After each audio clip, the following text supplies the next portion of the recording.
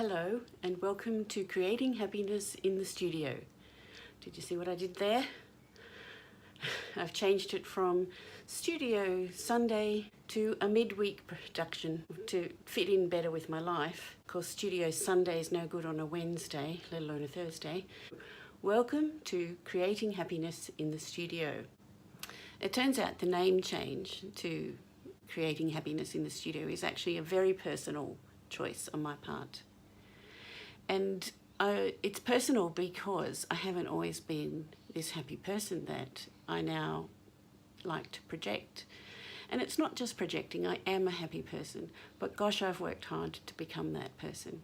I suffered from depression and anxiety, and I spent a lot of time despairing over my creativity. I felt so drawn and so compelled to be an artist, and yet when I went to create, I didn't know what to do, and I didn't like what I did, and all those other problems that creative people face when they turn up to that blank canvas. By naming it Creating Happiness in the Studio, each week it will remind me that this is where I've come from, and this is what I've built my current life on top of. These are my foundations.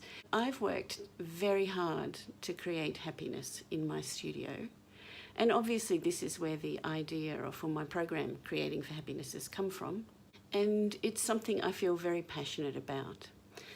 That happiness is as creative a project as any other project, any painting, any writing, anything else you might be creating. Happiness is something that you can also create. And I need to keep creating my happiness. And so each week in this video, I will be sharing what my work is up to, but I'll also be sharing my happiness and know that I've worked at it and that I've actually built it from nothing. You can build your happiness too. But this video is a reminder for me to keep building mine. This video series will keep you up to date as well with what I'm doing.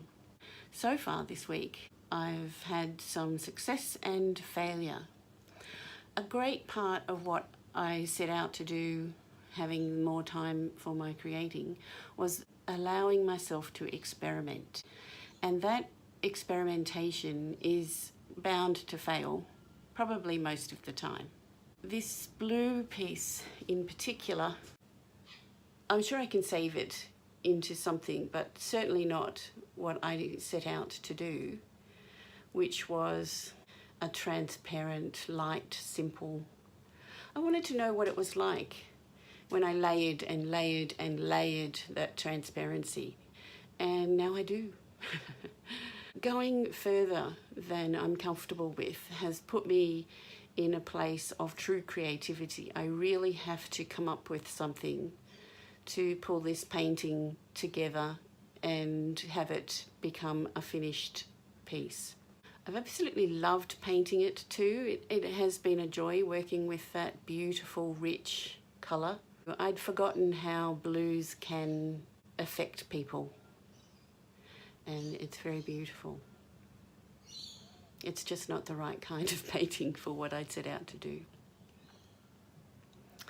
This other painting has undergone a complete transformation since you last saw it.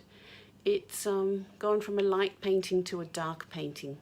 There was something about that you might remember. It had a big pink square, and there was something about that big pink square that I just couldn't integrate into the painting.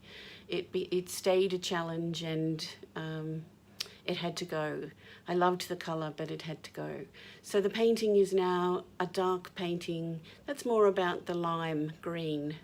The green was the colour that I actually responded to the most in this painting. It's also a lot more fun, I feel.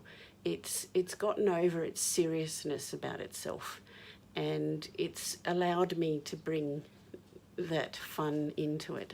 And this series of paintings, which I'm calling my Spots and Stripes series, until one day I might come up with a far more deep and meaningful title for it, but at this point my Spots and Stripes series is about happy paintings and having a bit of fun making them, and that fun sticks to the board in much the same way the paint does.